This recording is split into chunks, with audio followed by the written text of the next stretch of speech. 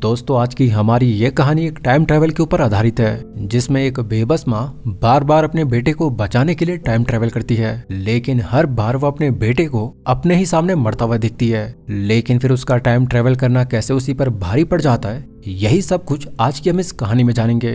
कहानी की शुरुआत में हमें एक आईपीटी लैब को दिखाया जाता है, जहां पर लोग आपस में पागलों की तरह एक दूसरे को मार काट रहे हैं और चारों तरफ काफी भगदड़ मची हुई है।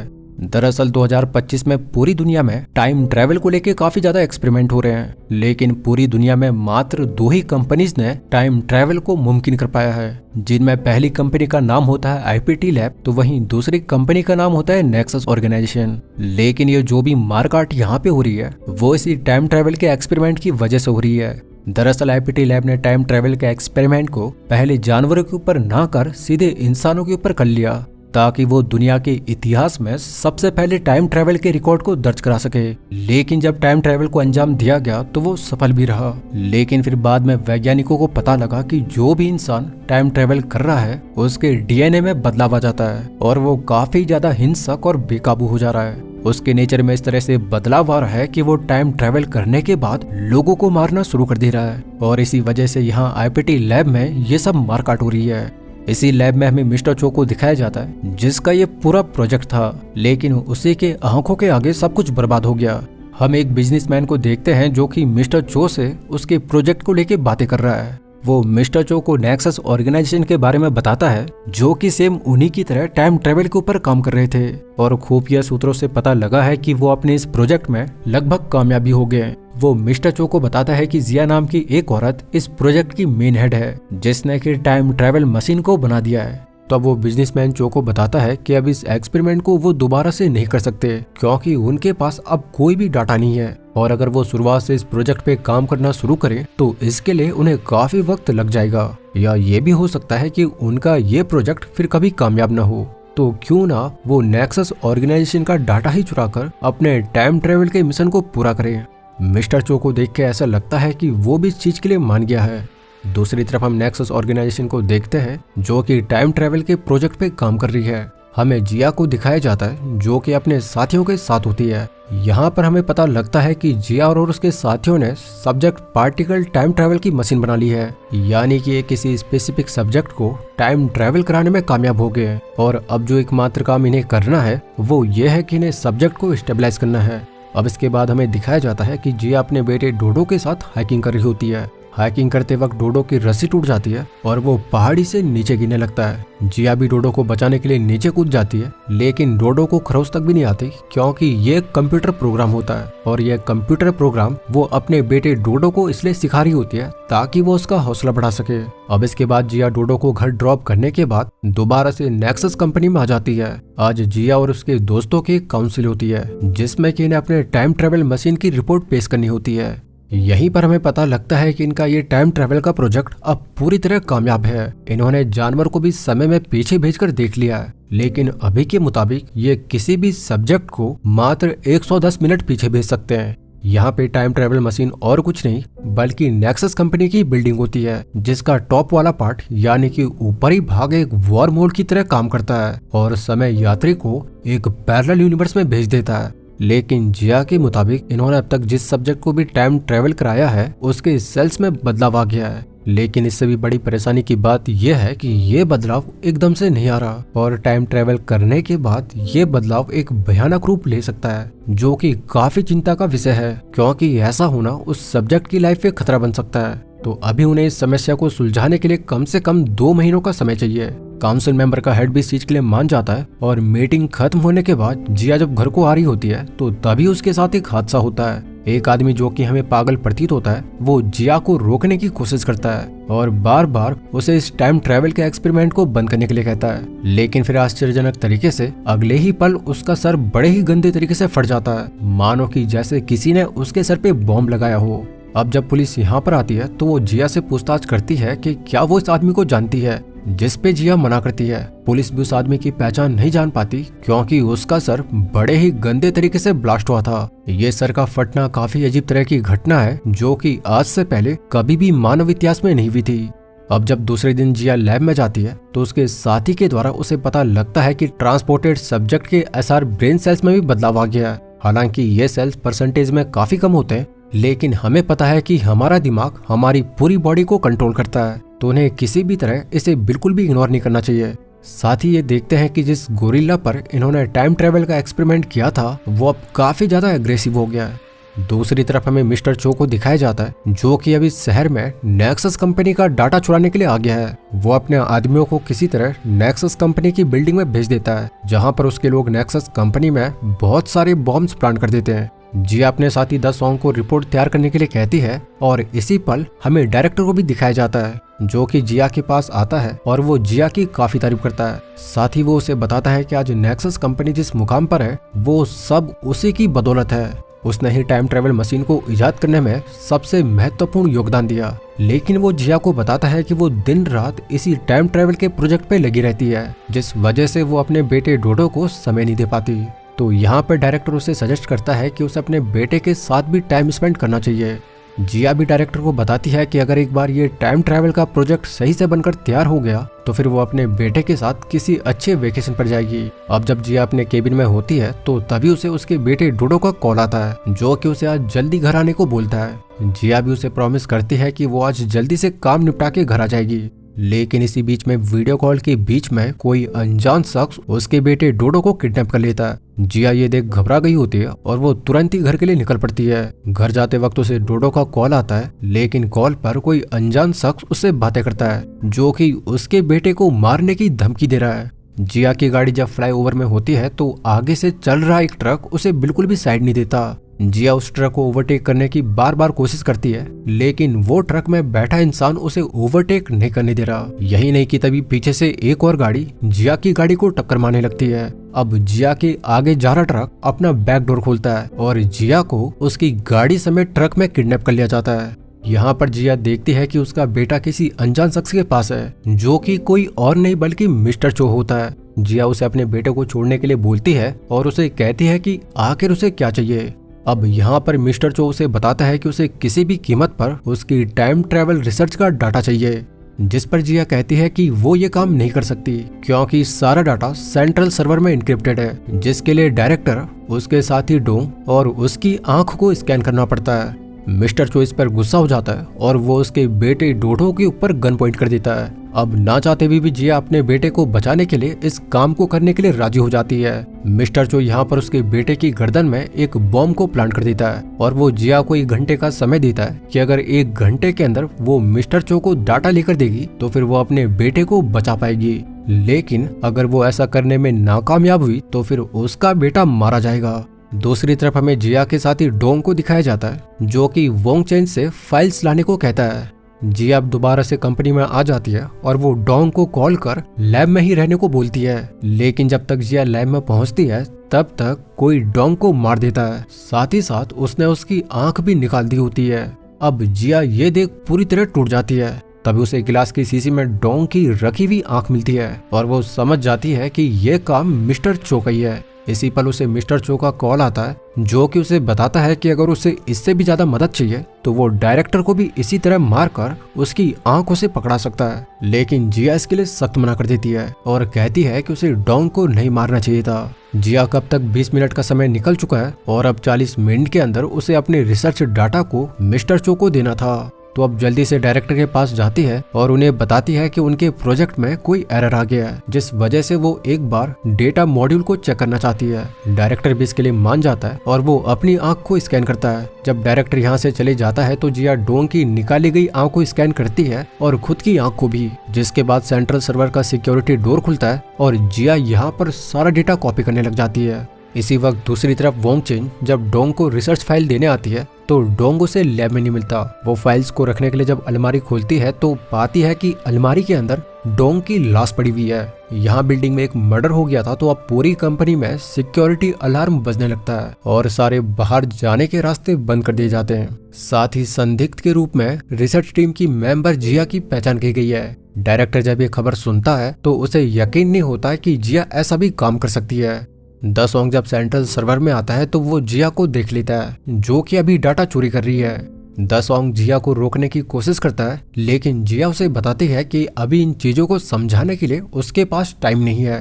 अब यहाँ पर पूरे बिल्डिंग में जिया को ढूंढने के लिए सिक्योरिटी काम पे लग जाती है। सिक्योरिटी जब यहाँ पर आती है तो जिया और दसोंग एक जगह पे छुप जाते हैं। यहाँ पर जिया दसोंग को बताती है कि उसके बेटे डोडो की जान खतरे में है। साथ ही वो बताती है कि डोंग का खून उसने नहीं किया, बल्कि इसके पीछे भी उसी आदमी का हाथ है जिसने कि डोडो को किडनैप करके रखा हुआ है, और अगर वो टाइम पर रिसर्च डाटा उसे नहीं देगी तो उसका बेटा डोडो मारा जाएगा। अब यहाँ पर दसोंग जिया की ये बात सुन जिया की मदद करने के लिए सिक्योरिटी वालों के सामने आ जाता है, और जिया यहाँ से डेटा मॉड्यूल लेके भागने में कामयाब रहती है। लेकिन ये बाहर जाएगी कैसे जब बाहर जाने के सारे दरवाजे बंद करे हुए हैं। अब तक डायरेक्टर समेत पूरी बिल्डिंग के एम्प्लॉयज को यह पता चल गया होता है कि डेटा मॉड्यूल अपनी जगह से गायब है। पूरी बिल्डिंग में अफरा तफरी मच जाती है और सारी सिक्योरिटी जिया को पकड़ने के लिए उसके पीछे पड़ गई है। जिया किसी तरह सिक्योरिटी से बच के बिल्डिंग के बाहर सबसे ऊपरी भाग पे आ जाती है, जहाँ से वो बाहरी लिफ्ट के थ्रू नीचे जमीन पर उतर जाती है।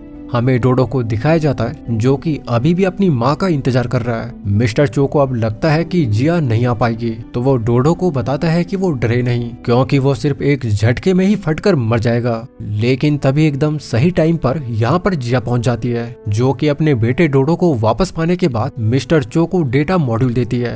लेकिन जब वो मिस्टर चो को अपने बेटे की गर्दन से लगे बॉम्ब को हटाने के लिए बोलती है तो मिस्टर चो एक बटन दबाकर पूरे नेक्सस बिल्डिंग में एक बहुत बड़ा बम ब्लास्ट कर देता है। यही नहीं कि वो डाटा पाने के बाद डोडो की गर्दन से उस बॉम्ब को भी नहीं हटाता, जिससे कि जिया के सामने ही उसके बेटे डोडो की मौत हो जाती है। बेचारी जिया ने अब तक डेटा मॉड्यूल को पाने के लिए इतना बड़ा जोखिम लिया, लेकिन बावजूद इसके वो अपने बेटे को नहीं बचा पाई, और अब रिसर्च डाटा भी उसके हाथ से गया और उसका बेटा भी। लेकिन मिस्टर चो जिया को सूट नहीं करता, क्योंकि वो जिया को टाइम ट्रेवल करके पास्ट में जाने को कहता है ताकि वो अपनी टाइम ट्रेवल की रिसर्च को पूरा कर सके। तभी रोड में ध्यान न होने की वजह से चो की गाड़ी डिसबैलेंस हो जाती है और वो पहाड़ से नीचे गिर जाती है। अब इस एक्सीडेंट में चो के सारे आदमी मारे जाते हैं, लेकिन जिया किसी तरह बचने में कामयाब रहती है। अपने बेटे को खोने का गम उसकी आंखें बयां कर रही है, और अपने बेटे के साथ बिताए पल उसकी आंखों के सामने नजर आ रही थे। वो अब जैसे तैसे जख्मी हालत में अपने बेटे को बचाने के लिए टाइम ट्रेवल करना चाहती है। वो वापस से नेक्सस बिल्डिंग में आती है, जहाँ पर ये बिल्डिंग अब पूरी तरह तहस नहस हो गई है। वो जब टाइम ट्रेवल मशीन के पास जाती है तो तभी उसे दसोंग देख लेता है। दसोंग उसे पूछता है कि वो वापस क्यों आई, जिस पर जिया रोते हुए कहती है कि डोडो को मार दिया। जिया टाइम ट्रेवल मशीन के अंदर एंटर कर जाती है तो वहीं दसोंग उसे ऐसा करने के लिए मना करता है, क्योंकि आज तक ये एक्सपेरिमेंट किसी भी इंसान के ऊपर टेस्ट नहीं किया गया था। लेकिन जिया दसोंग की एक भी बात नहीं सुनती और वो टाइम ट्रेवल मशीन को स्टार्ट कर देती है, जिससे कि एक वर्म होल क्रिएट होता है और जिया उस वर्म होल के थ्रू टाइम ट्रेवल कर 2 घंटे पहले के समय में आ जाती है। इस वक्त हमें फिर से जो भी घटनाएं अब तक हुई थी उसे रिवर्स में दिखाया जाता है। हम दसोंग को देखते हैं जो कि टाइम ट्रेवल की मशीन की रिपोर्ट को चेक कर रहा होता है। तभी उसके सामने टाइम ट्रेवल मशीन के अंदर कुछ पार्टिकल्स बनते हुए दिखते हैं। उसे यकीन नहीं होता जब वो जिया के पूरे शरीर को अपने सामने रिक्रिएट होते हुए देखता है। इस समय काल की दसोंग को अभी आगे की घटनाओं की जानकारी नहीं होती, इसीलिए जिया उसे बताती है कि उसके बेटे डोडो को मार दिया और वो भविष्य से समय यात्रा करके यहाँ पे आई है। वो अब अपने साथी डोंग को तुरंत लैब से बाहर निकलने को कहती है, क्योंकि वो कुछ ही देर में मिस्टर चो के एक आदमी के द्वारा मारे जाने वाला है। इस बार भी फिर वही पास्ट की घटनाएं होती हैं, लेकिन इस बार जिया पहले ही बिल्डिंग में पहुंच गई थी, तो वो डोंग को मारने आए मिस्टर चो के आदमी को देख लेती है। इस बार भी डोंग जिया की वार्न करने के बाद भी मारा जाता है, और जब जिया उसके पास जाती है तो उसे वही डोंग की निकाली गई आंख मिलती है।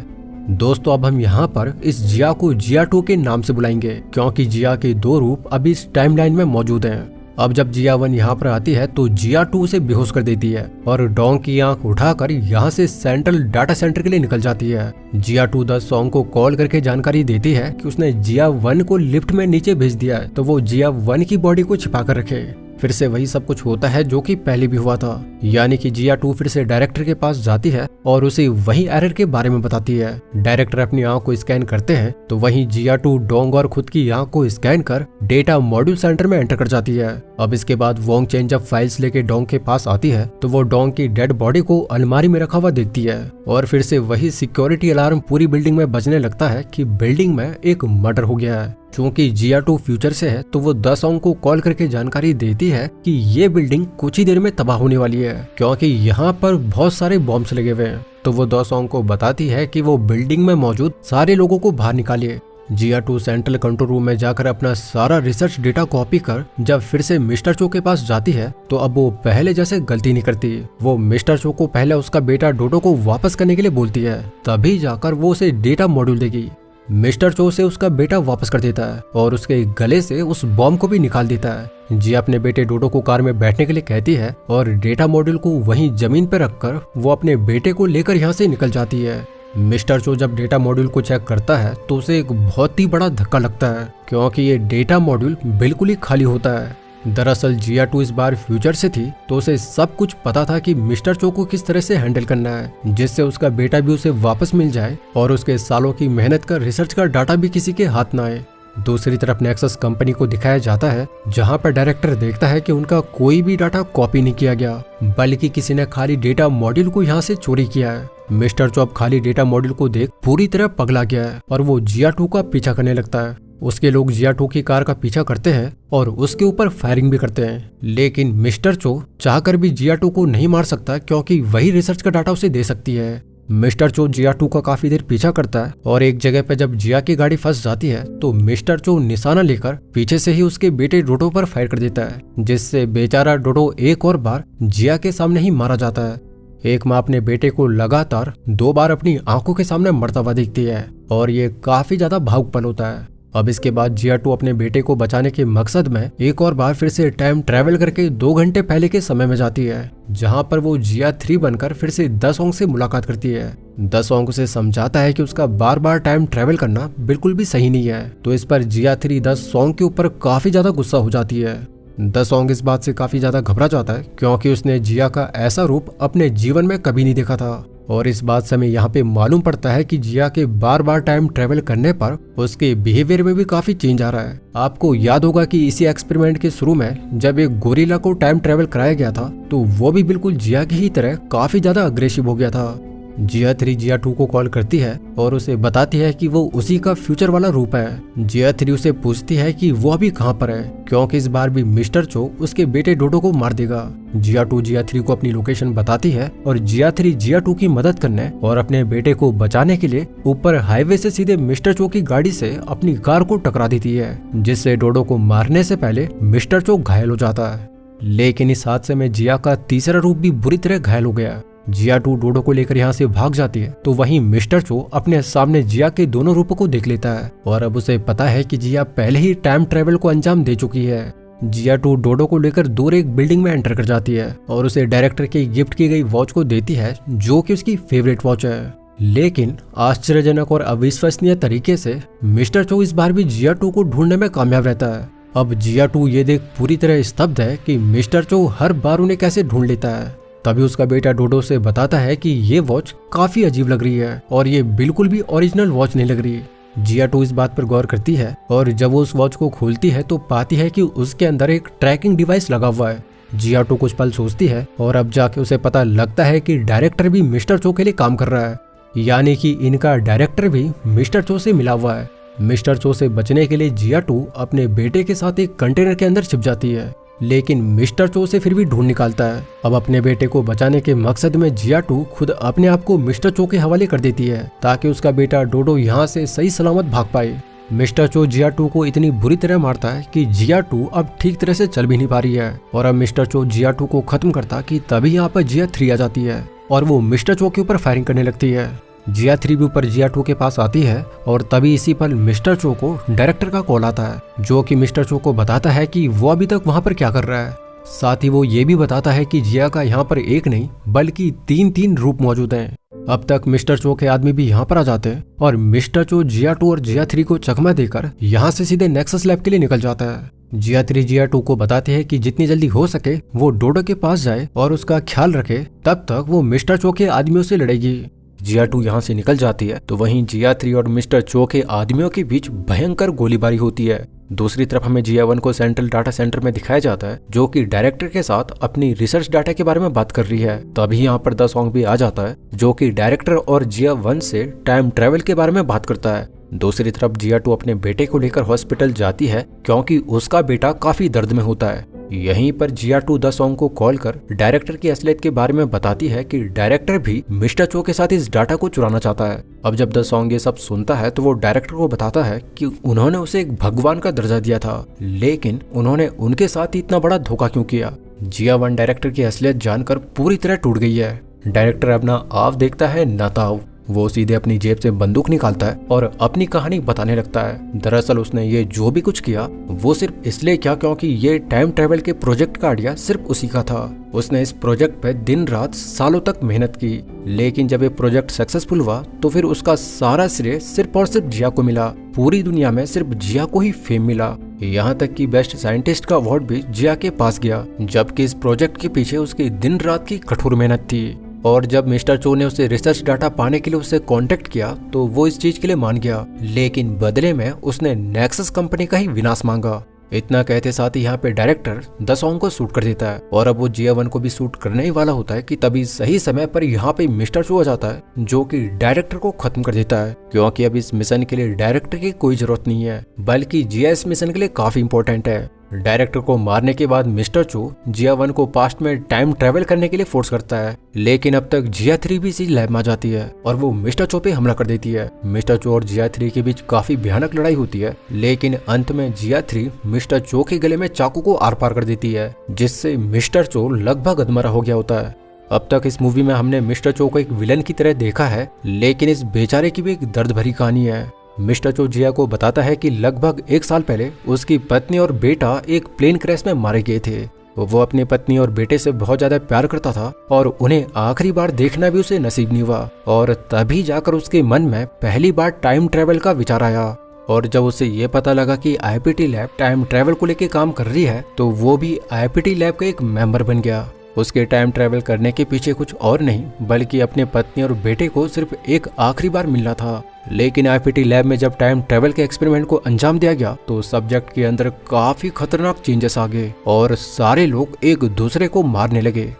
आपको मूवी की शुरुआत वाला सीन याद होगा जब जिया की कार के बाहर एक आदमी बार बार उसे इस एक्सपेरिमेंट को बंद करने के लिए कह रहा था, जिसका तब एकदम से सर भी फट गया था। तो दरअसल वो शख्स कोई और नहीं बल्कि आईपीटी लैब का ही एक रिसर्च मेंबर था, जिसे कि टाइम ट्रेवल के साइड इफेक्ट्स के बारे में पहले से ही पता था। इसीलिए वो बार बार जिया को टाइम ट्रेवल के एक्सपेरिमेंट के लिए रोक रहा था। आईपीटी लैब जब पूरी तरह तबाह हो गया तो फिर मिस्टर चो ने टाइम ट्रेवल को अंजाम देने के लिए नेक्सस कंपनी को चुना। मिस्टर चो जब अपनी ये सब कहानी बताता है तो हम इतना तो जान जाते हैं कि मिस्टर चो कोई बुरा आदमी नहीं है, लेकिन जिया थ्री के अंदर बिल्कुल भी फीलिंग्स नहीं है, इसलिए वो मिस्टर चो को वहीं पर खत्म कर देती है। लेकिन मरते मरते मिस्टर चो से रिक्वेस्ट करता है कि प्लीज वो अपने इस टाइम ट्रेवल का एक्सपेरिमेंट को बंद कर दे, वरना इसका काफी भयानक अंजाम हो सकता है और पूरी दुनिया तबाह हो सकती है। यहाँ पर जिया वन अपने ही सामने अपने दूसरे रूप का गुस्सा देखती है तो अब वो काफी बुरी तरह डरी हुई है, क्योंकि उसके सामने ही जिया थ्री ने बहुत ही गंदे तरीके से मिस्टर चो को मार दिया, जबकि वो किसी का मर्डर करने का सपने में भी नहीं सोच सकती। जिया थ्री मिस्टर चो को मारने के बाद जिया वन को भी खत्म करना चाहती है, क्योंकि अभी इस समय काल में जिया के एक नहीं, दो नहीं बल्कि 3 रूप हैं और ये तीनों एक ही आइडेंटिटी को एक्वायर नहीं कर सकते। लेकिन जिया थ्री जिया वन को खत्म करे कि तब तक यहाँ पे जिया टू भी आ जाती है, जो कि आते साथ ही जिया थ्री को गन पॉइंट पे ले लेती है। जिया टू जिया थ्री को समझाती है कि उन्हें किसी भी हाल में जिया वन को इस टाइमलाइन में जिंदा रखना होगा, क्योंकि वो दोनों डोडो के पास ज्यादा वक्त के लिए नहीं रह पाएंगे, क्योंकि दोनों ने समय यात्रा की है, जिसकी वजह से उनकी बॉडी और ब्लड सेल्स में काफी सारे चेंजेस आ गए हैं। जिया टू जिया थ्री को समझाने की कोशिश करती है कि उनका हाल बिल्कुल वैसा ही होगा जैसा कि उस आदमी के साथ हुआ था, जो कि तब उनकी कार के बाहर इस एक्सपेरिमेंट को बंद करने के लिए बोल रहा था, जिसका फिर एकदम से सर भी फट गया था। जिया थ्री जिया टू की किसी भी बात पे विश्वास नहीं करती और कहती है कि उसी ने डोडो को बचाया है, इसीलिए वही डोडो के साथ रहेगी। इतना कहते साथ ही वो जिया टू को शूट कर देती है, तो वहीं साइमल्टेनियसली जिया टू भी जिया थ्री को शूट कर देती है। अब चूंकि जिया थ्री ने 2 बार टाइम ट्रेवल किया है तो वो एक ही गोली से तुरंत ढेर हो जाती है, तो वहीं जिया टू अभी तक जिंदा है। जिया टू जिया वन को बताती है कि वो जल्दी से हॉस्पिटल जाए और डोडो का ख्याल रखे, क्योंकि जिया टू डिसाइड करती है कि वो खुद को खत्म कर देगी। जिया टू अपने दिल पे पत्थर रख जिया वन को यहाँ से जाने के लिए कहती है। जिया टू के अंदर भी एक माँ की ममता का भाव होता है, लेकिन वो चाहकर भी अपने बेटे डोडो के पास नहीं रुक सकती। अब तक नेक्सस बिल्डिंग में भी आग लग गई है। जिया2 टाइम पोर्टल में एंटर कर वर्म होल के थ्रू दोबारा से टाइम ट्रेवल करने जाती है, लेकिन इस बार खुद को खत्म करने के लिए। बिल्डिंग के निचले वाले भाग में जहां पर सब्जेक्ट टाइम ट्रेवल करके टेलीपोर्ट होता है वो पूरी तरह आग की लपटों में जल रहा है। इसलिए जब जिया2 वर्म होल के थ्रू टेलीपोर्ट हो रही होती है तो आग की लपटों में उसका पूरा शरीर जलने लगता है। लेकिन मरते वक्त भी जिया2 को अपने बेटे डोडो के ख्वाब आते हैं। जो खुशी के पल उसने कभी डोडो के साथ बिताए थे उन्हें याद कर जिया2 का अंत हो जाता है। वहीं जिया1, जिसे अब हम जिया ही कहेंगे, वो अस्पताल में अपने बेटे के पास जाती है और उसे अपने गले से लगा लेती है। इस तरह यहाँ पे जिया टाइम ट्रेवल कर अपने बेटे डोडो को बचाने में कामयाब रहती है।